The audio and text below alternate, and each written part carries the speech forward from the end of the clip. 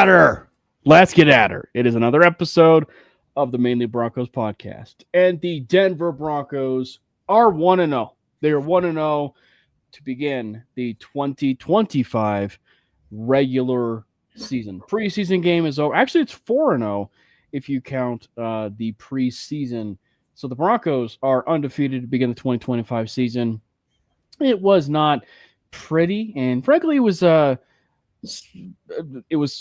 extension of the preseason in some ways because of how sloppy the team played, and frankly, the NFL in general. It was a bit sloppy, but the Broncos got its W. There were a lot of positives and some negatives. We'll talk about it all, but we have you guys, of course, covered right here on the Mainly Broncos podcast. First things first, make sure you hit the subscribe button for the MHRT Network page on YouTube. We are pushing every single year to gain subscribers, and this year we are pushing for 2,000 subscribers by the end of 2025. So if we can get 2,000 subscribers by 2025, we'll give you that big thumbs up. And as we are also creating a YouTube channel. We actually created a YouTube channel, I want to say it was about a month ago, of the Mainly Broncos YouTube channel. So make sure you hit the subscribe for that as well. And, of course, Jordan is in the house. So make sure you follow Jordan and myself at Jordan T. Lopez and at Cameron Parker PO. The show handle, too, of course, is at Mainly Broncos. There is no Brandon tonight. He is actually on a double date. He has, I guess, some priorities. So he is not in the house. Maddie may or may not make a wild Maddie might appear at some point during the show. Yep. But we cannot confirm whether or not that will happen. But thank you guys so much for hopping into the chat. Man, it's an exciting show because, as I said, Jordan, the Denver Broncos are 1-0. We are 1-0 to begin the regular season. Man, didn't you miss all the commentary and just normal reactions throughout the game and after the game? I mean, I missed that so much. Yeah, I was gonna say it's one of those where it's kudos to Broncos country. Or even, NFL, NFL, if you will, Twitter, because y'all are in postseason mode. We'll just say that you guys are in postseason mode. Yeah, I mean, I actually remember last season I couldn't watch a game, and I got my updates through Twitter, and I promise you, I thought we were down by at least 2 scores, and we ended up winning the game. And I was like, wow, I'm never going to do this again. Kind of like that for week 1. But thankfully, I watched the game and stuff. But, I'm fine with, reading everyone else's opinions and stuff like that. It's just the overreaction posts that, really, they don't bother me no more. I kind of just laugh at it. Right. But man, oh man, they were in full effect after the game. Yeah, it was one where you could have interpreted it as if they were lost the game or that they actually lost a game. I mean, it was kind of crazy. And again, the Broncos, they had some bumps. There's no doubt they had some bumps. What do you want to actually dive into first? You want to get into some of the good stuff or just get the bad stuff out of the way? Well, I mean, I think the most talked about subject is obviously the bad part, and then it starts off with how Next played. Yeah. So let's talk about that. Let's talk about some of that bad. Obviously, there's no way to sugarcoat it. The quarterback played terrible. He didn't play great. And I think that there's a couple things we could probably pinpoint on it. And, one maybe is a sign of who he is as a quarterback. We don't know that definitively, but if you base it off of his rookie year and week 1, maybe he just starts slow. Maybe he just starts slow. But I think that I was talking about this on 5280 yesterday, and it's one where I actually felt far more confident actually about Bo going into this season. Like I'm not saying wasn't trying to like sugarcoat the idea of that he didn't play terrible because he did play terrible. You know what I mean? Um, but it was one where it's like he had so much command of the offense. You could tell from start to finish that you didn't see that in week one. You really didn't get a chance to see that in week one last year with Seattle. Yeah. Um, and that was really the biggest takeaway for me in this game. You look at it from the the execution side of things, you look at it from his performance side of things, it very easily could have been better. I mean, you talk about it from the standpoint of like, yeah, there were throws, there were interceptions and everything where it was pretty obvious he was a bit amped up, he was a bit nervous, he was jittery, all the things that you would probably come to expect with the first game, you kind of saw, right? But I think that like I said, why I was just so impressed with it was he had command of that team. He was getting them in the huddle. Yeah, there were some delayed games, which Sean kind of admitted to the fact that was more so his doing, and so in terms of like shortening the playbook and making it a little bit easier for them. But like there were some frustrations, but it was clear that he did have control of that team. Yeah, I mean, there were several instances. I mean, obviously, the one that popped into my head was the drag route. One of the pass catchers were running. I forgot who specifically it was, and they were supposed to sit because it was zone coverage, and they kept on running. And you get that solo shot of Nix just yelling at his guy, saying "sit, sit, sit." I Right. mean, those are some of the things that were encouraging from Bo. Overall, of course, he did not play his best, as everyone that everybody knew on social media.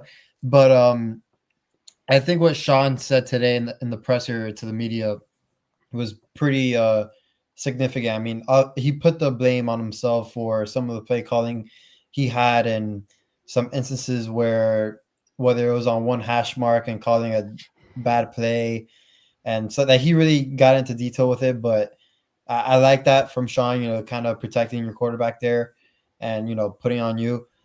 After seeing some clips on social media, and again, I don't pretend to know, every single thing and We are not the Tim Jenkins of the world, yeah, or we are not. And again, I respect all their videos. I listen to them. I see them. I think it's fascinating.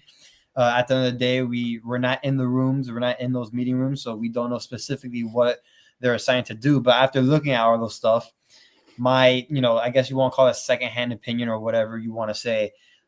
It did look like the execution around the team though on offense was poor. And again, I think you can just chalk that up to week one struggles. Everyone struggled in week one in the NFL, and everybody does talk about in the league how getting that first win of the season is hard, no matter who the opponent is. And I understand the Titans came in with a rookie quarterback and all that, but their defense wasn't that bad. no. I think we're kind of discrediting them to a certain degree also. Just chalk it up at the Broncos offense was just awful. Titans defense also did some great things as well, especially on those interceptions where it looked like the corner was going out and then immediately flip their hips and make a break to the ball. So there were for sure some poor execution from the Broncos, but again, some great plays made by the Titans. I know the offense will get situated and they'll fix their issues. But yeah, week one struggles, you got to deal with it. I'm just glad they got the win and they can move forward. I mean, what I'm gonna say is relative, because they both got the win. But who do you think is more comfortable right now? The Broncos beating the Tennessee Titans, or the Browns losing to the Bengals at such close fashion? So in essence, the Bengals beating the Browns by just one. If you're asking me, I would say that the Broncos are the ones that are feeling, definitely better between the two, because and obviously the Broncos will be playing the Bengals here in a couple weeks, but The fact that the Bengals only beat the Browns by 1 also goes to show you that you can be the best team or the best possible playoff team as we kind of are, gearing for, playoff time and everything. But the fact that, you have those kinds of teams that still struggle right out of the gate, Yeah.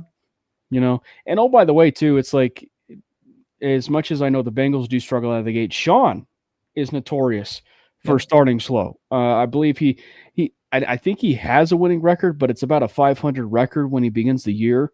Yeah. So I mean, like, still, like, it is one where this shouldn't necessarily come as a big shock. As much as we kind of had a feeling that maybe it was going to be a 2-score game, and it looked like in some certain instances in this game, the ebbs and flows of where it was headed, it was close to being a 2-score game. But kudos to the Titans for keeping it close. And we talked about how like maybe we are getting overhyped and like just the hype surrounding us like in the off season and heading It's into a real thing. this week 1 game, like we're kind of getting like nerves, like let's just calm down a bit with this hype. Like Right. we're hoping we're good. I think now this type of performance can kind of bring them down just a little bit level, at least in the building. And I know there's been a lot of talk about playoff, Super Bowl, winning the division, which is fine. Like I have no problem with that. But at the same time, there's also I think this was a perfect like check for the Broncos. You get your win, but it's a like reality check. Like, hey, like let's get our like shit together, But Yeah. listen, I think this week 2 game against the Colts is of course it's an important game because the next one, but again, it's a team in the Colts where we thought, Indy might be a struggling team this year, but after their week 1 performance, after our week 1 performance and how we look like, it's gonna be a prove it now Yeah. type of game. Well, and I like the fact that you bring up, to a certain degree, like sports psychology to a degree, because it does, Yeah, like, it. I'm a big proponent of that. Like, I never took sports psychology, but I've obviously played sports before. I know you played sports before, so it's the mind of the athlete. Like, it's the mind of the athlete of the way things operate, and that's one of the reasons why maybe there were those jitters, and because you want to have those expectations turn into reality. You want to prove them right. And so that's that reality. And I think that, for this game for Indianapolis on that other side, we'll talk about that preview here in a little bit, but it's like, it's one of those ideas that's like, they want to prove it because, or specifically Jonathan Taylor, who quite literally fumbled that game away and lost it for him. yep. So, that he wants to play better. Daniel Jones is coming off a very impressive game where, he was dotting up, the Miami Dolphins. And that's kind of obviously a story in and of itself, in the sense for maybe just the Dolphins. And I know you can probably talk about that, for, being, in Florida, and, probably how the coverage has been, with that game. But no, it was pretty impressive. You can't ignore it. It was still a pretty impressive performance by Daniel Jones. And if that kind of game does continue from a Daniel Jones side of things, there's no doubt it'll be an even tougher game for the Broncos when they face the Colts. Obviously, we touched briefly on it, or you touched on it in the quote. One of the negatives, that at least from some people in Broncos Twitter, social media, I should say, in general, because they are in peak mid-season playoff form, Broncos Twitter, is the idea that they need to relinquish play calls. Sean Payton needs to relinquish play calls. Look, the play calls weren't necessarily the issue. There were certainly times, where play calls certainly could have been better, aka that fourth down maybe should never have happened. But yeah, no, it was. Let's touch on that for just a little bit, because It was a little bit of a negative, but it's obviously one that also feels like Bo Nix, a bit of an overreaction at this point. Yeah, I think I'll say this. I haven't posted it and tweeted about it or anything like that. I kind of just let that narrative go. But one thing I will say is, like, no play caller is going to bat 1,000 in the game. They're just not. It's impossible. I mean, people can argue it, but no play caller is going to call, let's just say, 63 plays in a game Mm-hmm. that were all perfect. It's not going to happen. Every play callers have their own flaws. Um, Again, Sean admitted it today, but with that being said, there were some plays that he called that were also, I thought, great plays, just poorly executed. If they were executed to the point where it was supposed to be, I think we'd be having a very different conversation. Um, so again, with the whole play calling thing, I understand that, like, Davis Webb is like the bright young coach, and I think everybody loves him as they should. Um, I still believe that Sean should be calling the plays. He will be calling the plays, and it is more of a form of executing them and, doing your job and knowing your assignment. Which, again, it's going to get better as the season goes on. I know a lot of people panic week one, rightfully so or not, but I think in week two, we'll see it more executed at a higher level. Then we can calm down on the play calling narrative, but I'm not that worried. And it's one where for people that have played sports before, it's one where also the sport comes to you in a sense. Like, what I mean by that is the opportunities in games come to you. You have to quickly adjust as the game is going on. And I think that, maybe there were cases where Sean was actually calling runs, specifically, in that first quarter, second quarter, when they were abandoning the run. And it was actually Bo. It was actually Bo. And there's been some people who have actually talked about this, that Bo is actually smartly pre-read, killing at the line and then going to those screen passes and everything else. And look, like, that happens. I mean, Peyton Manning obviously has been notorious at that, where calls have been coming in and then making those changes at the line. A second year quarterback doing that is a big thing for his development. And also too, running screens and running short passes is one of the best things that you possibly could do to neutralize a pass rush. So I don't fault the idea in and of itself for an offense to be running that way. You never want to be throwing the ball 40 times, in a game. There are some games where it will be relied upon, and hopefully you can win some games that way. But I just think that from the maybe the scheme side of things, I don't fault the Broncos, Jordan, or specifically Bo Nix checking out of plays to be like, you know what, this was probably our best alternative. And frankly, that first drive of the game, we saw a little bit of that where it looked like Bo had a few run plays that were called, checked out of it, and actually did a play where they were hitting things left and right. Unfortunately, they just couldn't finish. Yeah, specifically on that first drive, I remember it looked like he checked out of a run. Again, we don't know, but it looked like he checked out a run. It was a fake toss. He rolled left, and that's when he had that nice crossbody dot. But again, watching the clips back on social media, especially on that first drive, they missed the execution on that first drive.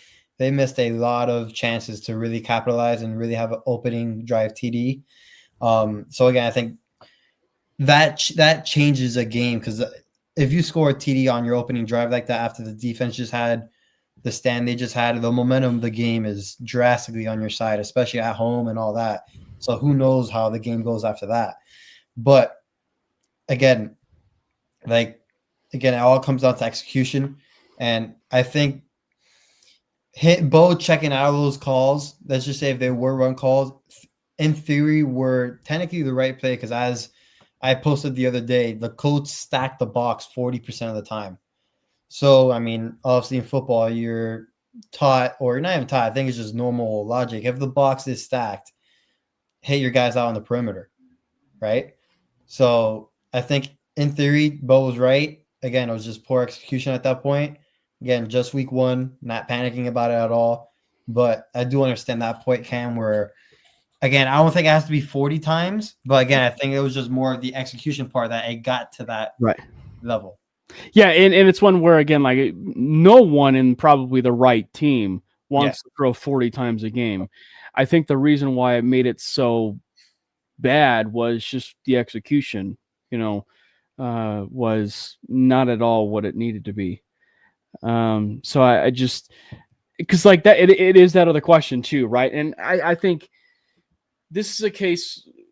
It might be a slightly different conversation, but it's one where we are probably having a bit of a different conversation where, say, the Broncos have thrown it for 40 times, but yet the execution is just flawless, right? They're moving down the field. The Falcons game, for example, I don't think they threw it 40 times, but the execution was just flawless where they were just going up and down the field, and scoring touchdowns at will and getting passing touchdowns, right? Well, I mean, you kind of take games as they come, but I just think that overall, you ideally would be wanting to run the football. On the flip side of it, though, the 4th and 8, right? We talk about, in terms of some of those negatives, and that's a case where I do wonder if we are having a very different conversation, with that 4th and 8. If he hits Cortland Sutton or if he hits Marvin Mims, because it did quite literally look like Marvin Mims was open. Cortland Sutton was obviously more open. But if he connects on that play, we are probably talking a little bit about that play in a sense, like, a little bit more positive. That said, though, it does not necessarily change the fact probably that the decision to go for it on that 4th and 8 was probably the best decision. Yeah, I've seen a lot of people talk about that 4th and 8 decision. I think again, we don't know. This is just from my perspective. I think Sean didn't want to kick the field goal because he didn't want to run the risk of it getting blocked and then returned. I don't think he wanted to punt the ball because he didn't want the risk of the game blocked. And it was and I think it was a 53, 54 yarder. Yeah, and then plus, as much as he trusts Will Lutz, you don't want to risk missing the field goal as well. So he was like, "Hey, let's rather go for this. We know they're going to be in cover 0. We got a play call. Let's do it." So again, I might be in the minority of this, but I did not mind going for it. Again, if the execution was better, I think we'd be talking a different story. Right. That's how you said. Yeah. But again, I understand the risks that he, I guess, thought of when it came to punting the ball and kicking the ball, especially for the field goal. So again, if it was better execution, it was the right play call. Just again, better execution, that we were having a different story right now. What were some of the other negatives, or the pros and cons? What were some of the other cons that kind of caught your eye? Man, I don't want to be this guy, but Luke Wattenberg at center, it looks like he did not have a good day whatsoever. Not only if you just look at, and I know this is going to be controversial, but whether it's PFF grades, which I don't take for like as the truth, I just take it as like a baseline type of thing. But whether it's that, whether it's looking at the amount of clips that you see on social media where it's just Wattenberg not having good reps. But man, it looks like the center position, again, it hasn't been hinted at or nothing like that, but at least in my view of things, there should be some talk about it. Mm-hmm. And there should be some heat on Wattenberg because I don't know, things last year just looked better when Forsyth was the center. I know a lot of people in Broncos country only remember Forsyth because of a blocked field goal. Again, if you're going to judge him because of that, I mean, give me a break. That doesn't make him the player he is. But yeah, I think there should be a lot more talk about that center position. And maybe that's one of the reasons why because I will be honest, I actually liked the game that Ben Powers had, because I think that frankly the biggest issue that I had probably in that game was more so the play of Luke Wattenberg, right? Like, because I think that the reason why there's been some gaps with that offensive line is it looks like they say that there are just some reps when it comes to offensive line where you have an offensive lineman, right, double teaming or helping a certain player. And I think that there are times where Ben Powers might be doing a little bit too much, but he's doing a little too much to help Luke Wattenberg, on certain situations.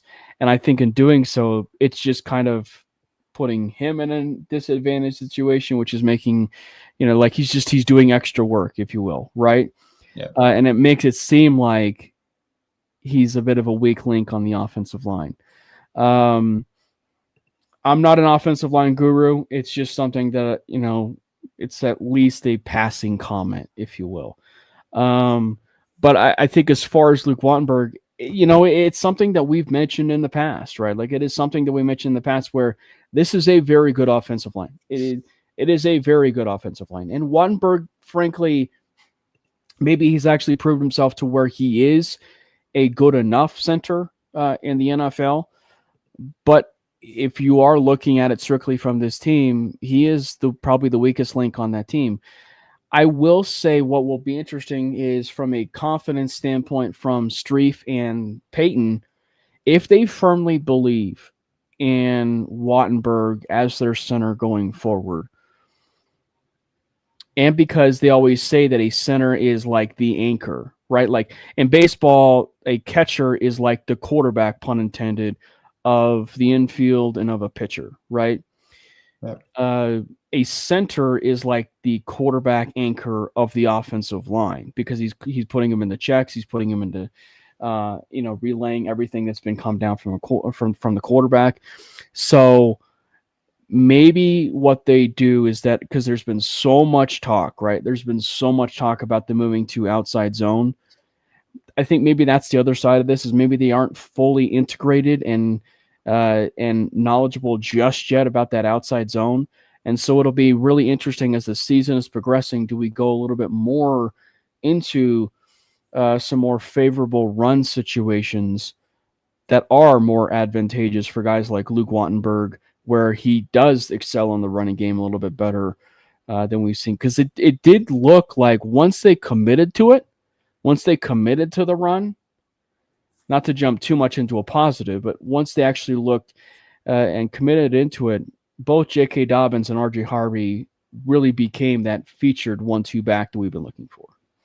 Yeah, I wonder to what extent like the conversation will start to like pick up if Wattenberg continues this play. Like I don't know if it'll be a thing where like the media starts asking Sean Payne those type of questions like, hey, what do you think about Wattenberg and his play? Or if it's already known within the building, we just haven't heard it, which I highly doubt.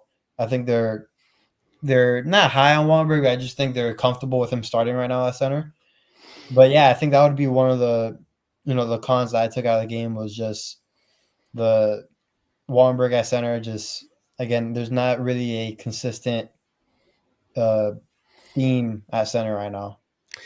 Obviously, the other one, I would say it's a lot like, as we talk about stuff that we don't want to overreact to it, but from the simple game side of things, it was a con.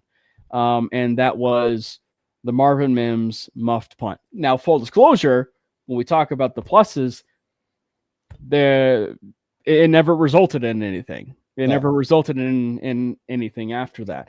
That said, though, you get and I have to give credit because it was I believe it was Mikey who mentioned it, but he said you get so caught up by the idea of Mims, catching that ball that the moment he muffs a punt, your heart kind of goes into your stomach of like, oh no, and so then obviously that next punt happens, and you're like, well, is he going to catch it? And obviously he didn't end up having any issues after that, but it was still one where going forward, and with that pressure and with that, expectations comes respect type of thing. Yeah. You got to make it, effective. You got to make it to where, it's no longer a problem for you. It's more of a positive in the right direction. Yeah, it was unfortunate to see. I think we've gotten so, like, I don't want to say spoiled, but we were just so comfortable with He's Mims an all being back pro. there. Yeah, he's all pro at that position for a reason.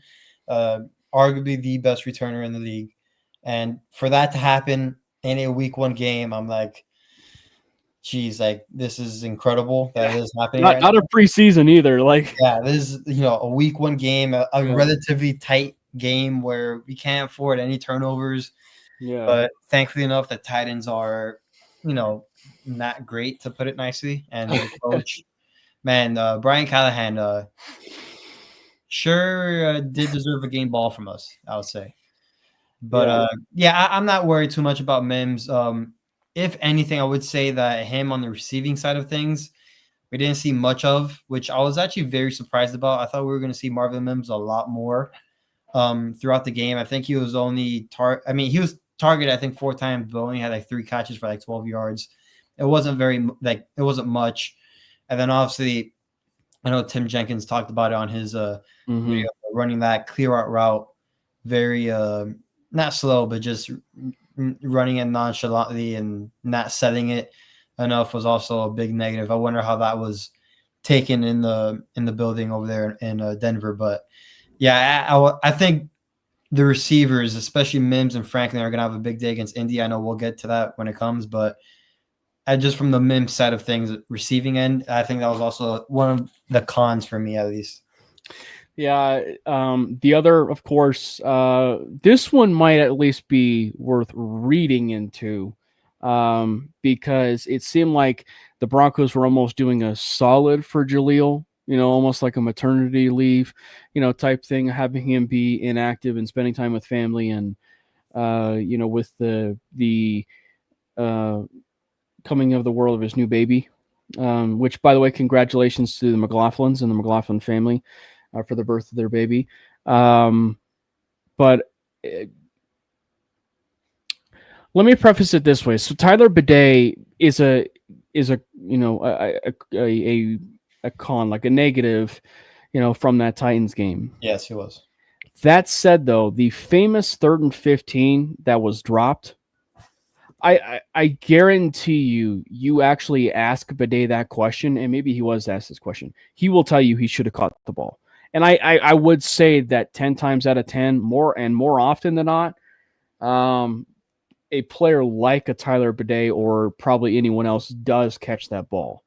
I think what makes it worse is when you have players like a J.K. Dobbins or even an R.J. Harvey, in a game like that.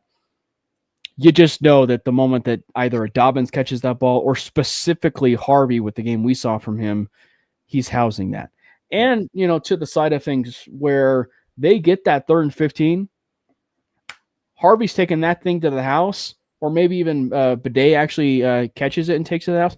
You are having a much more different conversation, for the Bronco game, because you are probably talking about a 27-12 game instead of a 20-12 game. And again, that was all in the beginning of the game, which, momentum is a real thing, unlike Bill Barnwell likes to say. But like, so many things can transpire after that, with confidence, just getting all that away of just week one jitters and stuff. Again, I don't know if people have seen that clip, the all 22 version, but if Bidet catches that screen, it is a touchdown. So again, it's little things like that that really change the aspect of the game. And that's just, I'm not just talking about that play specifically, but I'm just talking about plays in general, like whether it's good or bad, it just can change a whole aspect and outcome of the game. But yeah, it does kind of question the substitution patterns a bit with the running backs. I know a lot of people want to see RJ Harvey more, including myself. And seeing Bidet getting snaps like that, it's not a bad thing, but knowing that you have someone, again, like how you said, a Dobbins, a Harvey, that can do that, probably catch the ball than take it. I mean, it is, a bad feeling, but again, their chances will come and we'll see an increase in their snap count soon. Well, we would definitely will see, and and even for the one who wasn't in the game, I think even Jaleel, even though he may not be as dynamic of a receiving back, he's got decent hands. Like he's got decent hands. He's just not necessarily as electric or obviously elusive as Harvey, but even he probably even takes that. But I don't want to criticize Bidet too much on that because like it is a play that probably more often than not you even see normal players take to the house. Even on some situations. That's why it's one where it's like I look at Bidet and it's like he probably on any other Sunday or any Sunday, because crazier things do happen in a sense like that on a 3rd and 15. Yeah, he probably catches that and it's housed at some point. Because it did look like, once things kind of got going on terms of that screen game, things were better. The team was operating a little bit better in the screen game. So, yeah, because the jitters were obviously a real thing that when it came to not just Bo Nix, but everybody else. Yeah. So, what was another negative before we jump into some of the positives, if you had one? I mean, I don't think I had another negative for the game. I think Crawshaw actually had a good game. I know a lot of people were worried about him in the preseason, and rightfully so. I mean, it was numbers that you don't like to see out of the preseason. But again, I think he was just trying stuff. I mean, it looked like he just kicked the ball better. Like it didn't even look like it didn't look like his preseason self, as I should say. But yeah, I think for negatives, I think that's just about it between the play calling stuff, Bo Nix, Bidet, Wamberg, and other things. I think that pretty much sums it up. Well, let's get into some of these positives. And there's no like unit that we need to go, with first, and that is this defense. This defense is crazy, man. Like this Broncos defense, and look, there's layers to it. There's ways to get a bit overreactionary and say this is the best defense we've had since 2015, or that it is in comparison to the 2015 defense. But this defense is crazy. Like it is so deep. This is also the best defense that the Broncos have had from a pass rush unit since 2015, if you want to do that kind of comparison. But the way that they performed, I think, was as good as advertised. And that even goes to, and I know people have even made this point, but it's like this was without Greenlaw. Like this was without Greenlaw.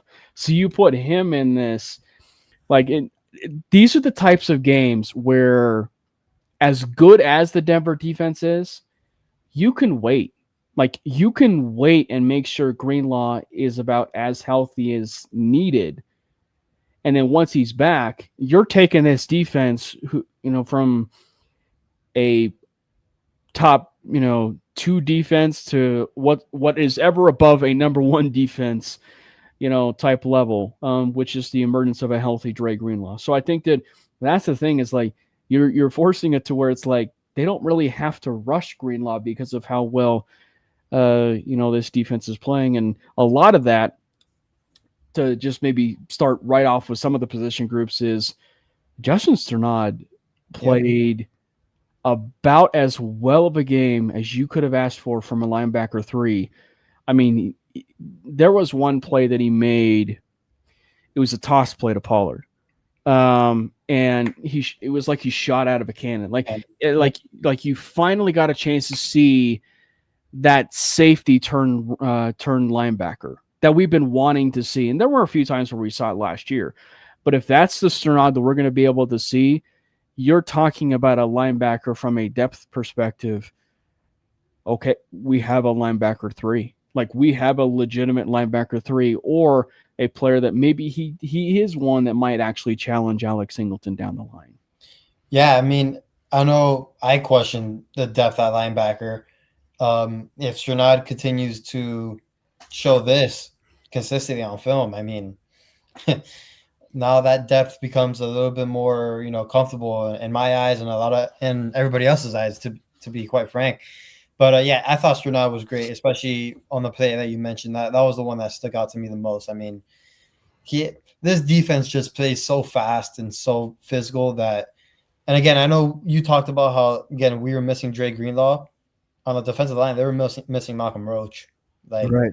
that's a guy, especially in the run game, that can And it looked like and it looked like a problem early, but then it really got tightened up.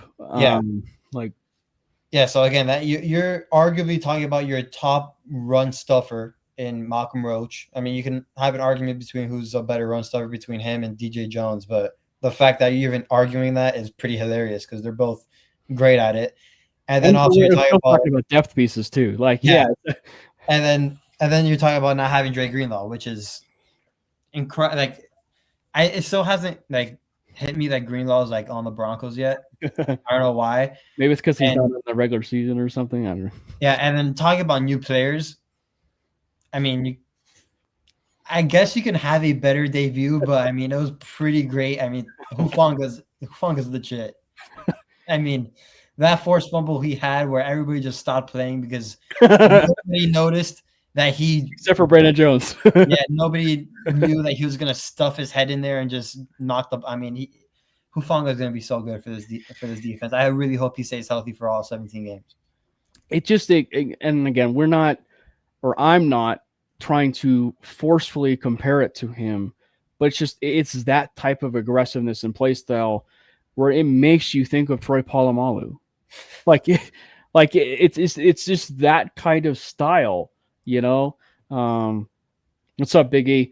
And it's that kind of like aggressive type of style, right? Where, he's gonna fly around, right? Like he's gonna fly around and be super aggressive, and the instincts and the high IQ type of play.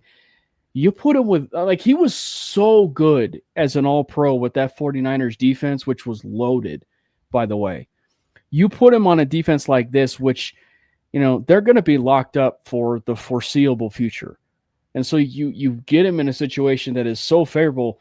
There's a reason why you and I and maybe a fair amount of Bronco fans were high on the idea that we might see Hufanga return to his all-pro form from 2022 and even into 2023, because you get him around the right pieces, like iron sharpens iron, baby. Like, so I think that there is a very real chance, that Hufanga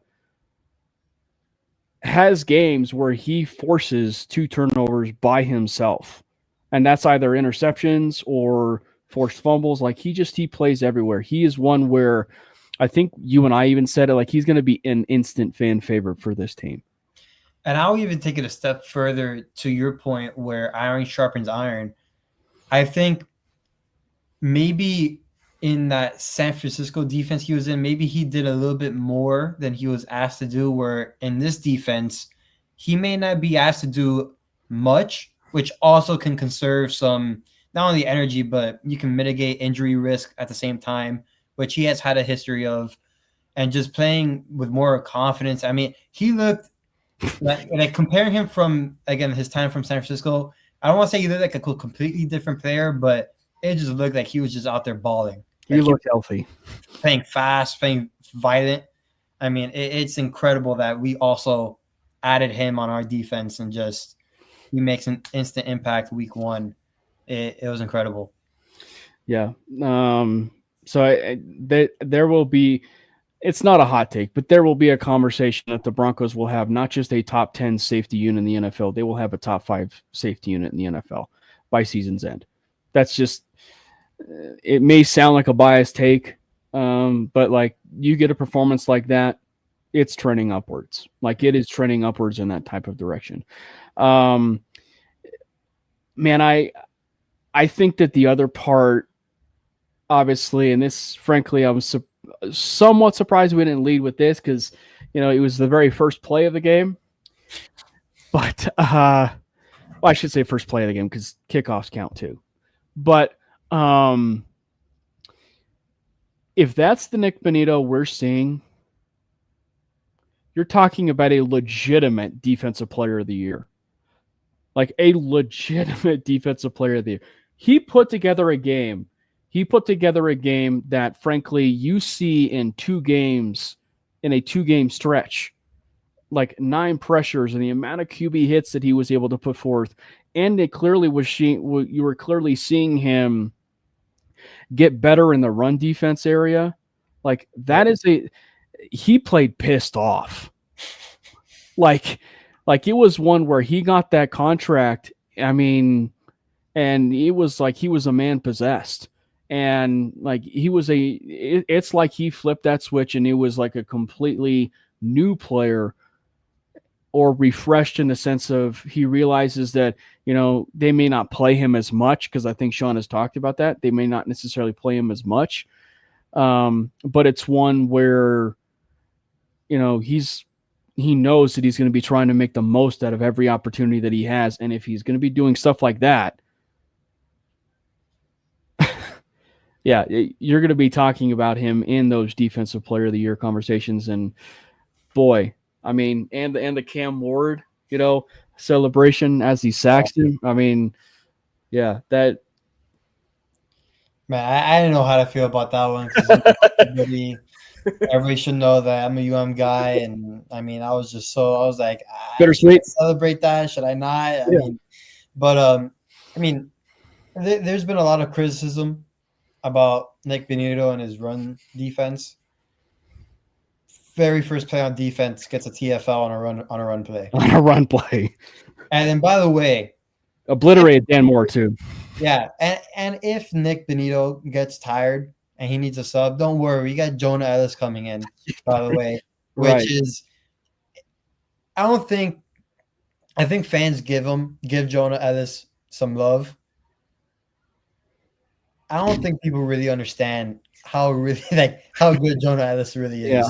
Yeah. Like the fact that he is coming fresh off the sidelines to give one of these guys a break, and the tackle probably thinks, all right, finally I have a damn break against Bonito, and then he's getting absolutely pushed in by Jonah Ellis, is ridiculous. I mean, that was by far the biggest positive for me out of the game, was the Nick Bonito, Jonah Ellis aspect of, hey, if you need a break, don't feel pressured, Bonito, that you have to play every snap, even if you're tired. But don't worry, you can get a snap break. We'll put in Jonah Ellis in there. He might even get a sack. Like, it's crazy.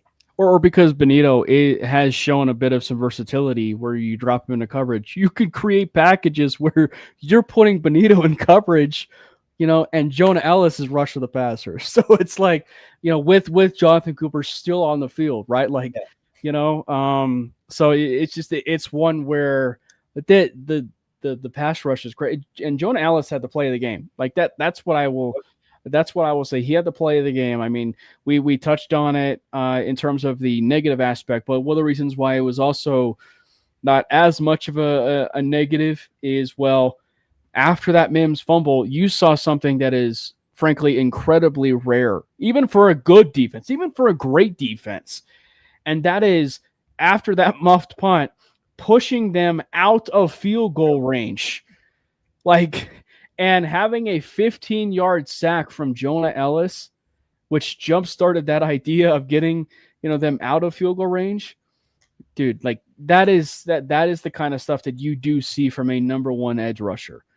And I guarantee you Jonah Ellis is a number one edge rusher on about half of the NFL teams right now. Oh, yeah. Yeah. I don't even think that's debatable anymore. I think I just, at this point, not a lot of people nationally know who Jonah Ellis is, but if like you were to tell coaches, hey, look at this film, what do you think? I think they'd say, hey, that kid's pretty special. I mean, the fact that he is the third edge rusher off of the Broncos room is pretty ridiculous. So, yeah, that was by far the biggest positive for me, was that edge room, Bonito, Ellis, Jonathan Cooper still playing ferociously violent. But yeah, it was pretty good. How about the back end? I know we touched on Talanoa Hufanga, but how about that back end? How about the White Shadow? Shadow. Talk about actually being a white shadow. I mean, that was a ridiculous game from him. Yeah, I mean Riley Moss, like he clearly proved that he, like Jonah Ellis, is probably quarterback one on some, maybe not half the NFL teams, but just like at least some NFL teams, he is a cornerback one, and he and he plays well. And frankly, if I was cornerback two and in a really good situation, I would probably want to stay here and have maybe a favorable deal if things, kind of continue the way things are with him. Moss shut up the whole narrative in one game about Cincinnati. Like that's, and I know, I I know we're talking relative of week one, but people made such a big deal about that Cincinnati game, such a big deal, and the Playing fact hurt, by the way, playing hurt. playing hurt. And I get the narrative, and I get this stuff that if you're healthy, and everything, even after injury and you're playing, they would tend to think that you're healthy. But telling someone who's on a gimp leg that they can't play in a game as they're preparing for the playoffs is go have that conversation. It's a rough conversation on both sides, and so the fact that we even at least have a chance to have a redemption part of this in the early part of the season where a healthy Riley Moss is going to be going into that Bengals game. Yeah, I will take that kind of opportunity than an injured Riley Moss, where they still would have won that game if they gone for two. That's the side point. Yeah, and by the way, in that Bengals game, it's not like he was facing like Jacoby Myers or something. Like he was facing like T. Higgins, and sometimes he'll get lined up against Jamar Chase. Like he wasn't just facing against any other wide receiver in those games. And talk about Riley Moss can start on some teams. Right now, he'd be the starting corner for the Miami Dolphins. And right now, it looks like the Colts may not have their top two corners. So, like in theory, he would be starting for the Colts as well. So, again, I am might even be Titans too. Well, yeah, I think he's better than Snead right now, and for sure better than Brownlee. But I will say I was very, very happy to see Moss not only play well but really set up that narrative about him, which I thought was unfair for all the reasons you just spoke about, which was perfectly laid out by you. And I think we're going to see more. I think where people are really going to give him his flowers, and I'm talking about like everybody, is when we play the Bengals on primetime. And he has that game because it's going to be the same scenario, same game. Now it's at home. Healthy. He's going to be, I'm crossing my fingers that he's healthy for that game. Yeah. And that's going to be his revenge game. I'll even call it now, September 10th. He'll get a pick in that game. Could you imagine? Like just the way that thing would, operate that way where he actually gets a pick, and this is the part of it too, where it goes back to this whole iron sharpens iron idea, but it's like having Pat Surtain on the opposite side of you makes you a better player. But the part of that I think where I hope people really do appreciate Moss's game is run defense. He is a phenomenal run defender for a corner. And I think a lot of that is rubbed off from Pat Surtain. But I mean, Iowa, like you had to stop the run. Yep. And in every capacity, because that was the sole identity of Iowa, was their defense. Yep. So like for people that maybe think that necessarily wasn't a part of his game, he was probably a little bit more of a complete corner coming into the draft than I think people realize. And now you're starting to really see the benefits of a corner that's going to be taking that leap and not someone from Iowa that's be regressing, to shout out Michael Ojemudia. But I just think that like you're clearly seeing a trend upwards for a player that if this kind of thing continues, the narrative of him even converting to safety is going to end up being shut up. And I think even then, like, I know it sounds crazy, but I think he would be a really good safety. But that's just how he thinks and that's how he operates.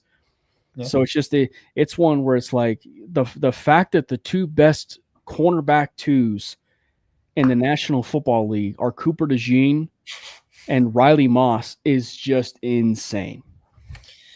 Yep, I think he's going to get his flowers really soon by the national media. I think Moss. I think the majority of Broncos country understands that Moss is good at what he does, especially being that CB2 for us. And also, if he's not having a great game, let's just say we also have a guy like Jadal Barron, like a Jaquan McMillan, and even a Chris. Chris Abrams Drain, who is very, very underrated and nobody knows about, at least nationally.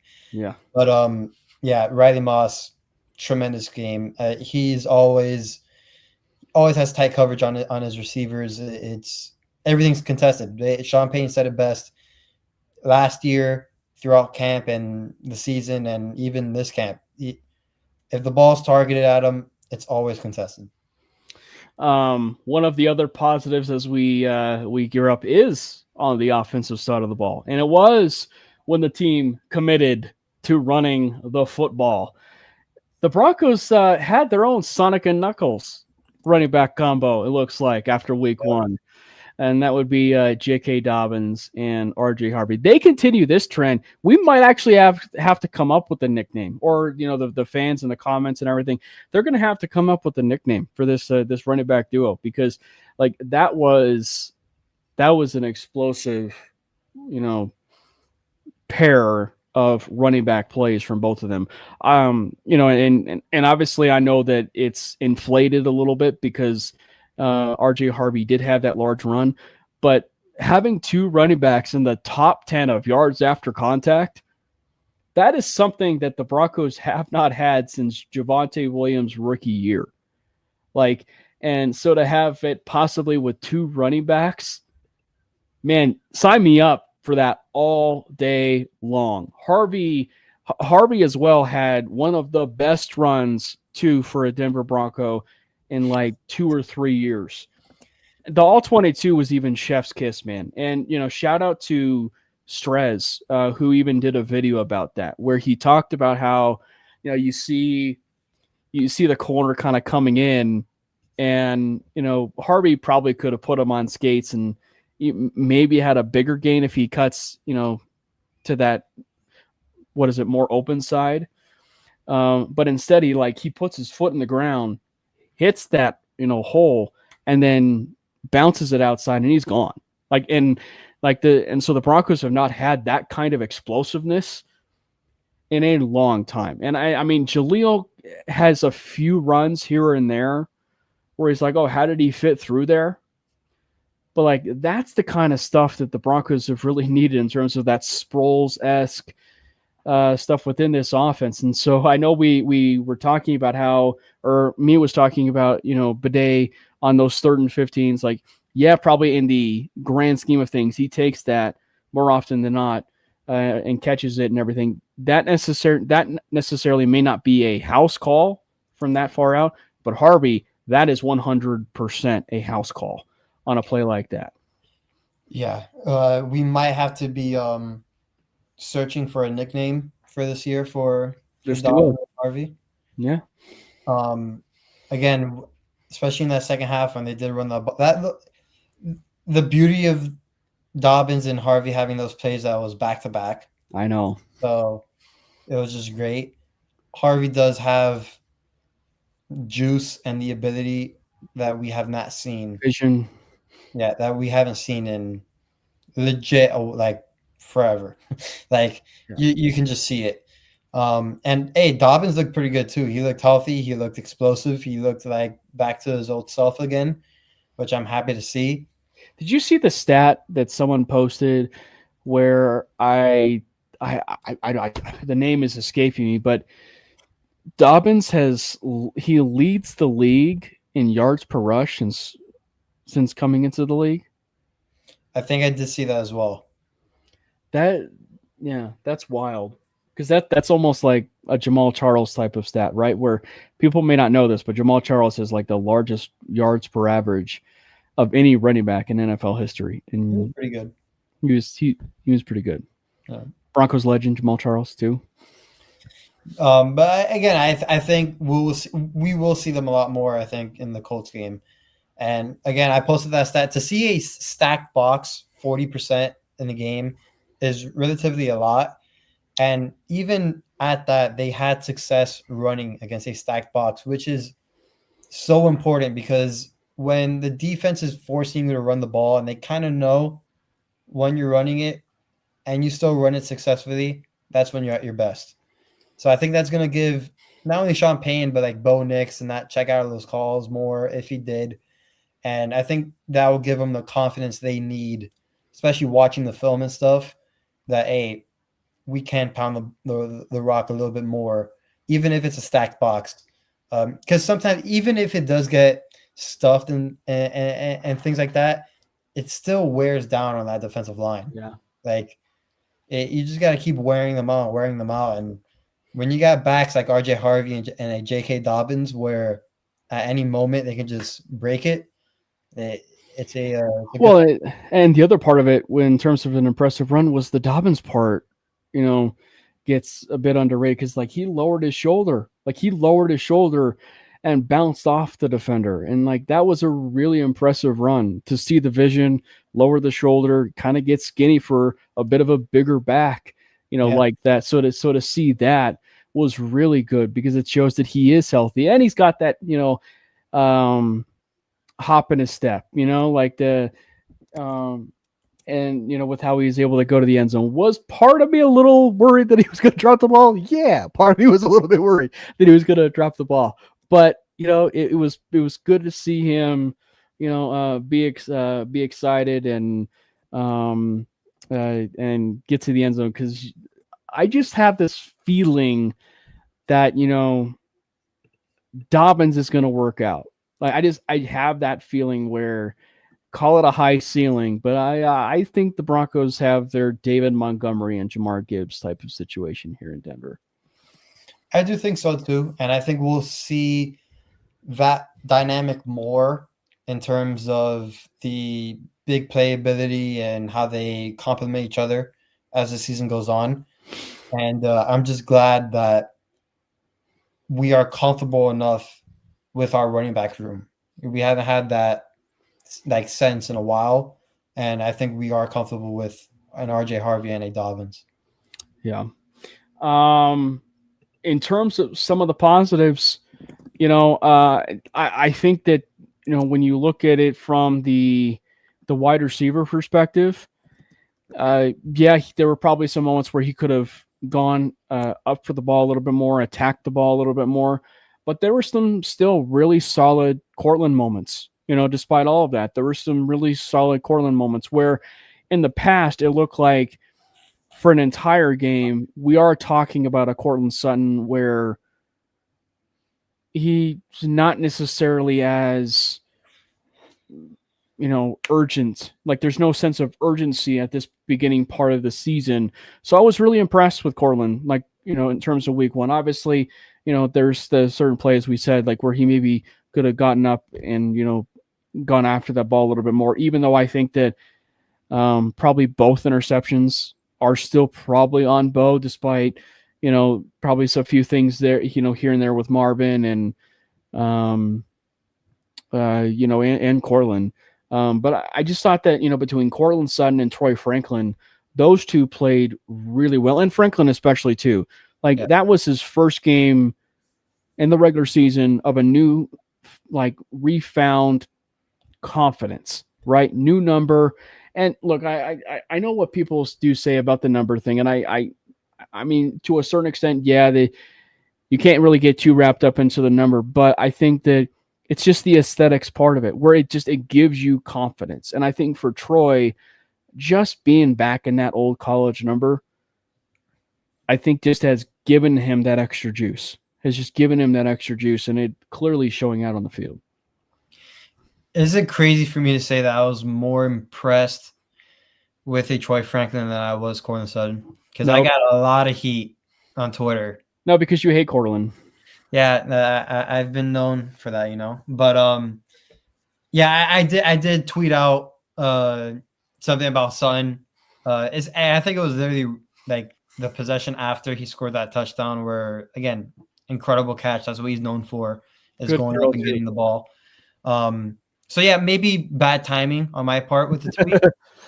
But again, it still stands true from what I say. I mean, I was more impressed with Franklin just because he looks different. He's playing different. He feels different out there. Again, 4 catches, 44 yards. It may not seem big, but To him, it is not only for him it is, but like the offense. Yeah. this is gonna sound funny, but we haven't had like those numbers as a wide receiver 2 and like on a consistent basis, I should say. Like one day we would get like a 5 catches, 50 something yards, and then the next game it will be 1 catch, 9 yards. Like it'd be just a big drop. I think with Troy Franklin, those numbers are gonna stay consistent. Like I think this would be his floor, and I think he will only go up from here. But yeah, I was very encouraged with Franklin. Even the screen that he caught and he took, and then I got called back for penalty. Like those were just encouraging signs for me. Questionable penalty too, for being completely honest. It was because I think the very next play they ran a screenplay, and Wattenberg was not probably he was farther down the field than he was in the Troy Franklin play. Yeah, but and even Mark Sanchez said it, which was hilarious. But I was more encouraged with Franklin. Again, I have I don't want to say my issues. It's just my thing with Corlin. You're very strict when it comes to and again, for anybody wanting to know the reasons why, and I tweeted this right after he scored a touchdown, which again I should have done it after the game so you can get worded differently. But I think sometimes the offense struggles because of that not having that true wide receiver 1 on the team. And I don't mean that as a slight on Son. I just believe if your wide receiver 1 on your team can only move the chains by having a back shoulder fade, a contested 50-50 ball, or a defensive pass interference, those 3 things, I think your offense might struggle at times. He does struggle with separation, which I got a lot of heat about that as well. I mean, it's just the truth that those 3 things, he moves the chains out. I mean, again, he can run a really good hitch route. He can, which I got tweeted at. I got tweeted at that the other day, which just made me die laughing. But again, those are the main 3 ways he moves the chains: back shoulder fades, 50-50 contested catches, which are incredible, and then DPIs, which again, I think it'd be good for a wide receiver 2, but for a wide receiver 1, you can sense why an offense can struggle at times to time because you don't have that easy outlet to go to get those free yards. It's crazy to me to think that Cortland is how old is he now? Like what is I mean, I want to say he's like getting to 30.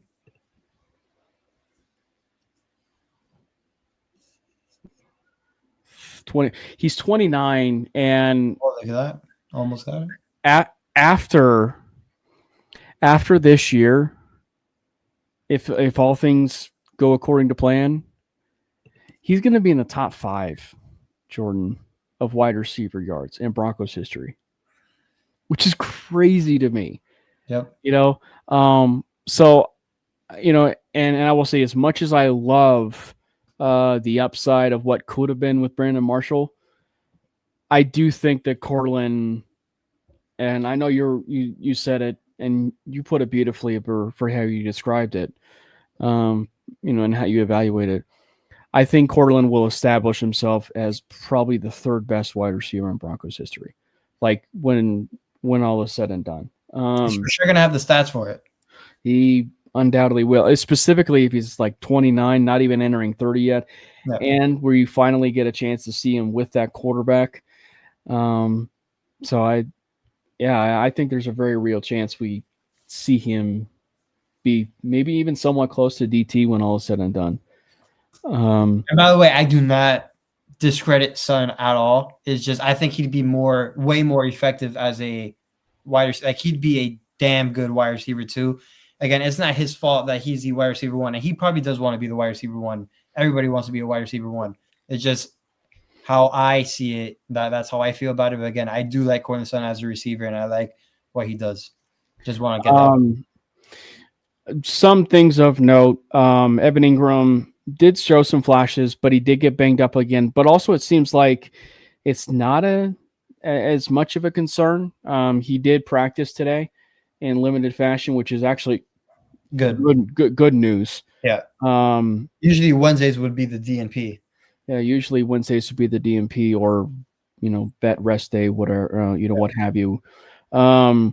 So it was good to see him be a little bit limited. He might be a little bit limited tomorrow, just FYI. But don't be too worried about that, I would think, because really at the end of the day, it's about that last final report on Friday or even Saturday, where you find out whether or not he's questionable, out, et cetera, et cetera, et cetera. But it's still a good sign to see him be limited. But it was nice to see him get some plays. I think that it's not a negative, it's not a positive, but I thought it was interesting to see them kind of do load management with him in week 1. And well, I guess in a sense that's actually a positive for me, because it means that despite how the ranking itself of that tight end room is, you still want Ingram to be up to full speed, probably, once you hit, the playoffs and, everything like that. So the fact that there's maybe easing him in a little bit and making sure that he's for the long haul, just like they're probably doing with Greenlaw, is a better thing, in the long run. How do you feel about the? Because I just thought about this right now. I think this game against the Colts might be the last game where we might see, I don't want to say load management, but taking care of their guys on like certain snap counts and stuff. And then week 3 against the Chargers, knowing that that's going to be a big divisional game, that's where they kind of let their guys go and be like, hey, let's go. That's the other part of it too for me, because it's like when I'm saying it's an extension of the preseason, right? I'm saying it's one where you kind of, it's a conference game, which is a big deal. Don't get me wrong. But it's one where you also want to win your division. And so saving maybe some of these plays for situations like a Chargers game, or even a Bengals game and then an Eagles game, I think would be well worth your while, specifically in the long run. So I would agree with you. I think that, we may not necessarily see, Ingram necessarily as much, maybe the same to what we saw in the Titans game.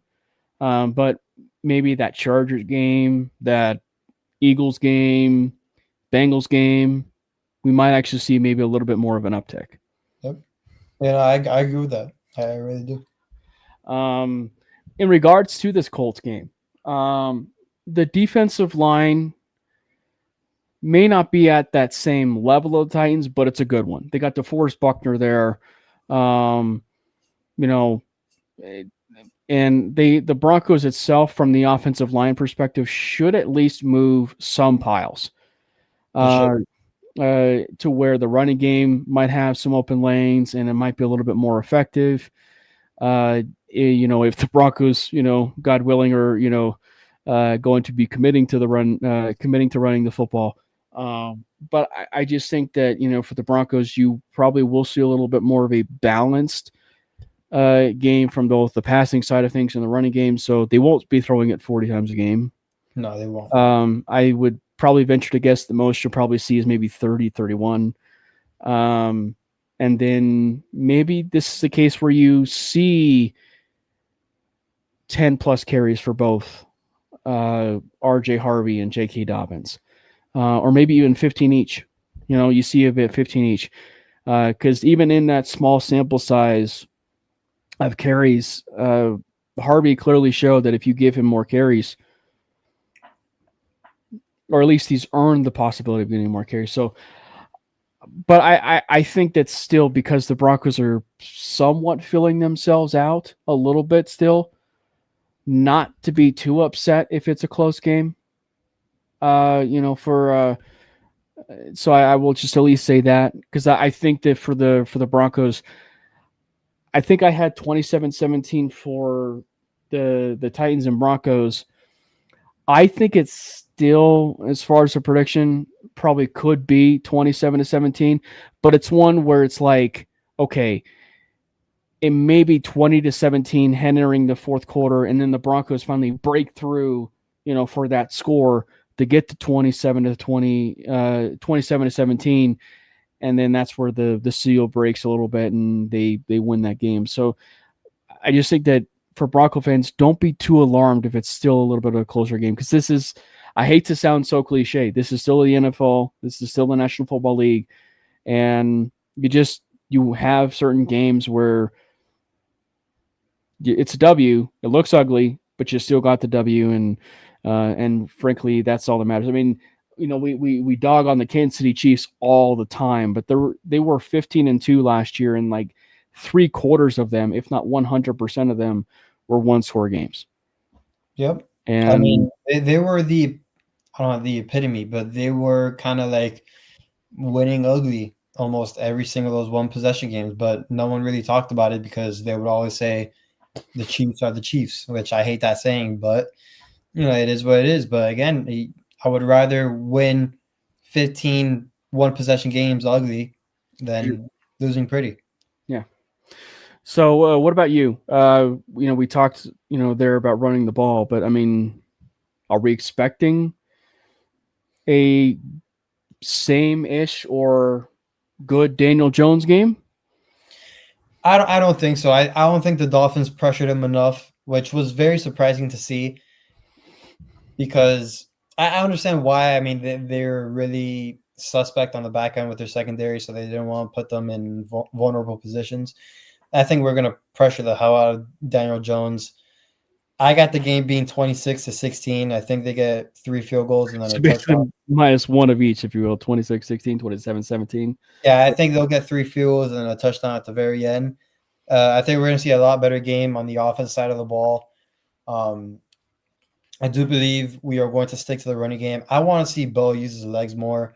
I'm tired of like hiding him in the run game and like only using his legs on special occasions to catch the defense off guard. Like I see like these guys like Lamar, Josh Allen, Jaden Daniels, like these mobile Jalen Hurts, all these mobile guys run, and they don't really hide their running ability. Like I don't think we should hide Bo's running ability anymore. We should make it a factor within our run game, because if they have to account for him in the run game, it'll leave even more space for a guy like Dobbins and Harvey and just the run game in general. So I would like to see Bo use his legs more, whether it's read options, quarterback designed runs, or something like that. But I'm expecting a lot better game. So to put your comment back to you, how much of it do you think that maybe they were saving, or they are saving Bo Nix for the Chargers game, for the Bengals game, for the Eagles game? I think they are. I know. I want to pull it up on the comment section right here. Why can't I get other people to understand Sean Payne intentionally called that game the way he did so Bo can work on the stuff he needs to work on and stuff? So I think that point goes to this, right? I think, and I heard a coach talk about it in the college level. I think it was Nick Saban, or so. I might be getting the name wrong, but knowing that you're going to play like one of these opponents that you're very confident you're going to win the game and stuff like that, but this is a great opportunity where you can work on stuff you need to work on. I think in some aspect that was the Titans game for the offense, right? Yeah. And I think we'll start to see a lot more of what they've been working on and stuff like that in this Colts game. And I think by the Chargers game week 3, we are taking off and running with our offense in terms of scheme, like all that. So yeah, I do have a sense of like belief in that aspect. So to your point, because I'm feeling your vibe right now. You're saying at some point in the regular season, Bo Nix will have a 250-yard passing game and a 100-yard rushing game. I don't know about 100 yards. That'd be awesome, but it's not like out of the realm of possibility that he can go 250 and 75 rushing. No. no, it's definitely not too crazy. It's outlandish for Yeah. certainly, So but now that would be crazy. But yeah, I think it's going to be interesting. I mean, the other thing that they, we talked about it from like the sports psychology aspect of it, but what does Jonathan Taylor have up his sleeve? Because that he's going to come motivated. He is going to be coming motivated, after the game that that was in, Empower Field and, you know, uh, and specifically from the vantage point of he scores that touchdown, doesn't drop the ball. You are talking about a very different game.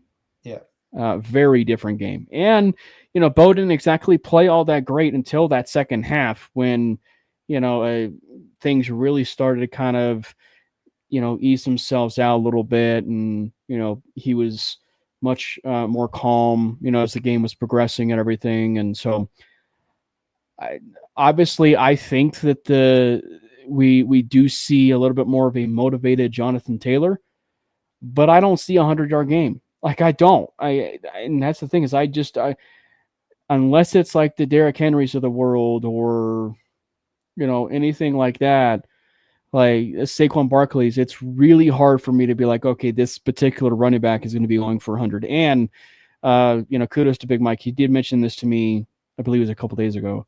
But they did share carries, right? Like They're high on Giddens. DJ Giddens and Jonathan Taylor split carries.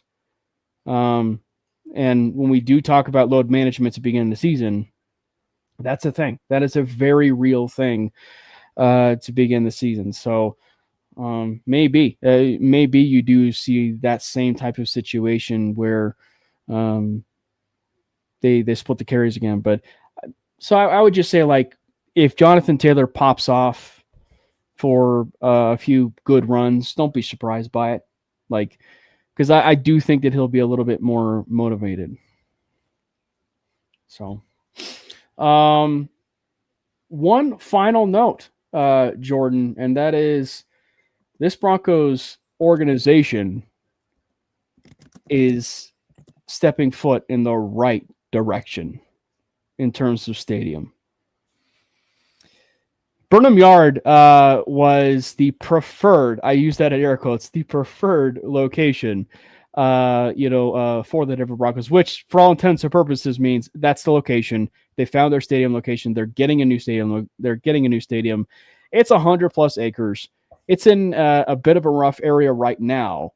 But, it is something where, for Bronco fans, just cherish it. Cherish the fact that we have the owners that are going to put forth a stadium that is privately funded, which, according to Adam Schefter, the last 9 stadiums of teams that have been created have been publicly funded. The fact that it's privately funded is a massive win for the city of Denver and the state of Colorado. I was even talking with a coworker today. So you have the Ball Arena development that is supposedly going to be done in 2050. And for anybody that doesn't know, like I-25 has this like snake, road where it kind of goes up and then, and then it goes into downtown. Basically, Burnham is the first thing that you see. So, like as you're going, down I-25, you're going to see that stadium. It's going to be the first thing that you're going to see. And then you see the Ball Arena development. And then you see the dessert, which is Coors Field and the McGregor Square. Like it is just, it's one where it's like the downtown Denver will be, much more popping. Like it'll be more, booming, if you will. Hopefully it'll a little bit be more safer. Of course, downtown Denver being a little bit more safer. But just Jordan, what a step in the right direction here for the Broncos in this organization. It's hard to put into words, but like they're batting 1,000. If it ain't 1,000, it's pretty dang close. It's 999. I mean, these owners have been like absolutely like between the hires they've made, between the new grass, new field, Natural grass, by the way, in the yeah. new stadium. By the way, I think that's big. The natural grass talk has been a very big topic of conversation between the players, and they've been trying to get the owners to like get a vote on it to have it at all 32 stadiums, and obviously not all 32 have it, and a lot of them actually are turf more than natural grass. And even like when they play in Europe, like those soccer fields, like they revert it back to like turf Yeah. just for the football game. And then once NFL leaves, they go back to like their natural, like it's crazy. But I think that's big. And I think that's also going to like I hear JJ Watt talking about it a lot with McAfee, like former players talking about it, how like natural grass is the way to go and so many players want it. The fact that it looked like that wasn't even like a thing to think about with the owners, like, yeah, it's gonna be natural grass. Like what we're even talking about here is so awesome. That's such a player friendly type thing. And I think that's gonna make some interesting decisions down the line with other owners and their stadiums and stuff. Yeah, and we'll see if it's accurate. But one of the other things, and which is such a huge win for the city and state of Colorado, is that they will turn the soon-to-be old Broncos Stadium into housing, and I should say in air quotes, affordable housing, because there really is no such thing as affordable housing.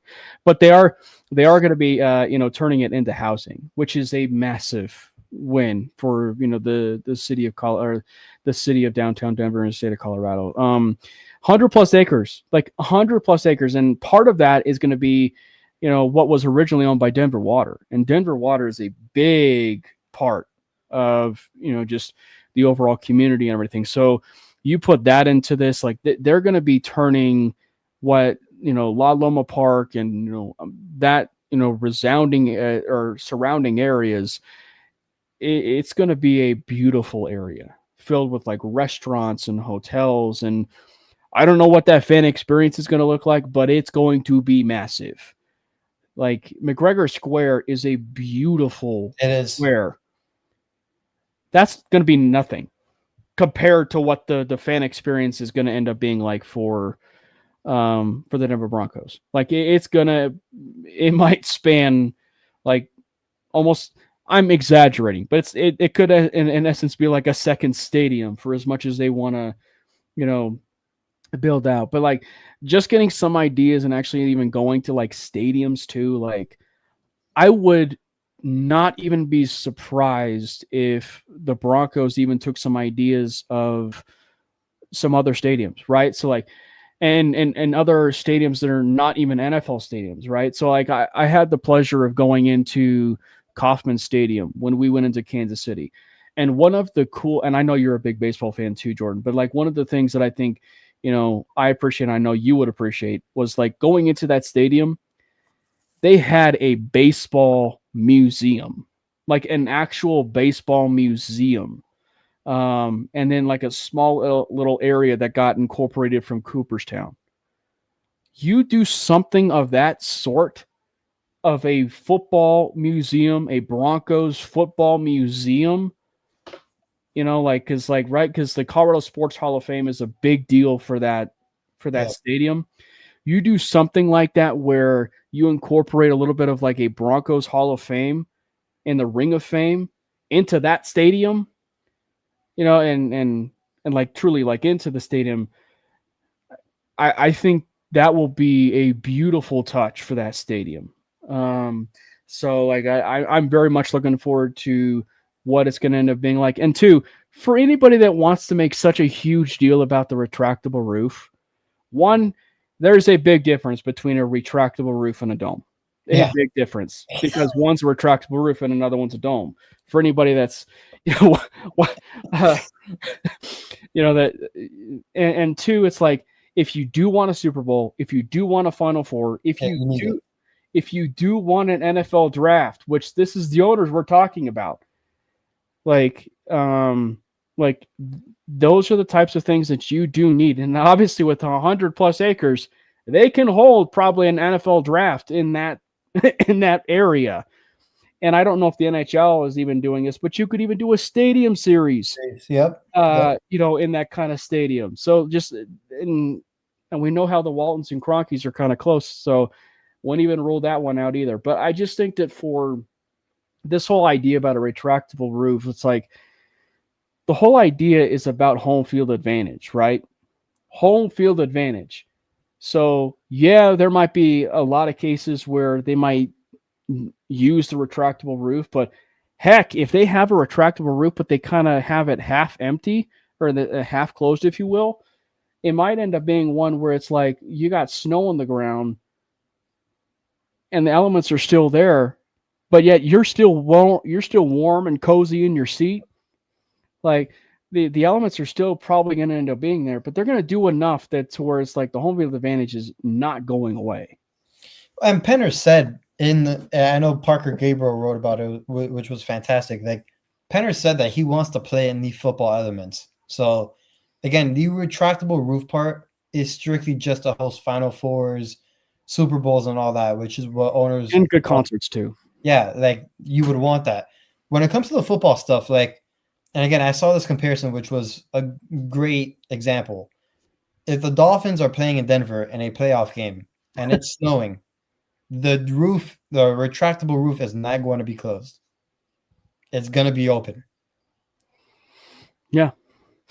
And because at the end of the day, it's an owner's or it's a team's decision. Of course.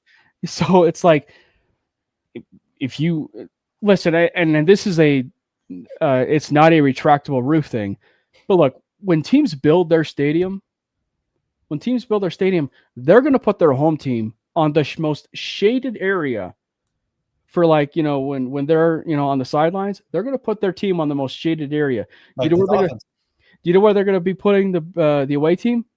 In the most heat exposed, sun exposed area, so that they are just melting by the time that game is over with. The Dolphin Stadium is literally constructed just for that. So, obviously not talking retractable roof, but it's one where it's like clearly. When you're building a stadium, you are doing it to the home field advantage. I have all the faith in that ownership group. They know what they're going to do, and they're going to get the right football minds too with the dimensions and all that. Because again, the kicky game also comes into a factor with some of the stuff with the exterior of the stadium. Like it can get really detailed with this. So I have all the faith in them. And also maybe it's just the part of me a little bit, but the fact that they are going to a place called Burnham Yard, I would love to see them at least incorporate the yard, into this stadium name, or maybe not even naming it stadium. They just like do like Mile High Stadium at the Yard, or but they incorporate the yard, because I just think that would be such a cool, appeasable name, if you will, when you have yard in that name. Yeah, I mean, you can speak more to that than me, because fortunately I'm not in Denver, but I mean, I hope they built their stadium in Miami, to be honest, but that might be a little bit difficult there, Jordan, for a lot of parties. But guess what? I'll be watching the Broncos this weekend in Indy, so. I was going to ask you, are you for sure going? Because got my flight, got everything. We're good to go. That's good to hear. Hopefully the Broncos can come away with a win. Thank you guys again for everybody that was hopping into the chat. It was a very enlightened chat tonight. It was popping. For anybody that is a first-time watcher and supporter of the show, make sure you hit that subscribe button for 2 different channels.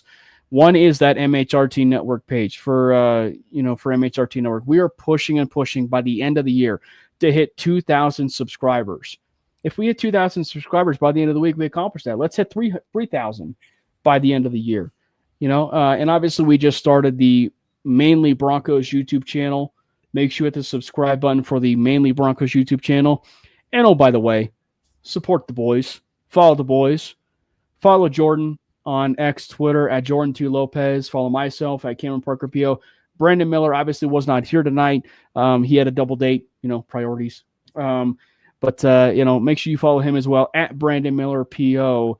Follow the show handle, of course, as well. And until next time, we will see you next week for another episode of the Mainly Broncos podcast. And, of course, let's go Broncos! God bless Bo Nix! Fast lane when I pass in the street, bag of money in the passenger seat. Simcoe's been asking for me on the road from the west to the east. Way up, I might never come down, cause the coast's racking up the flight miles. So high,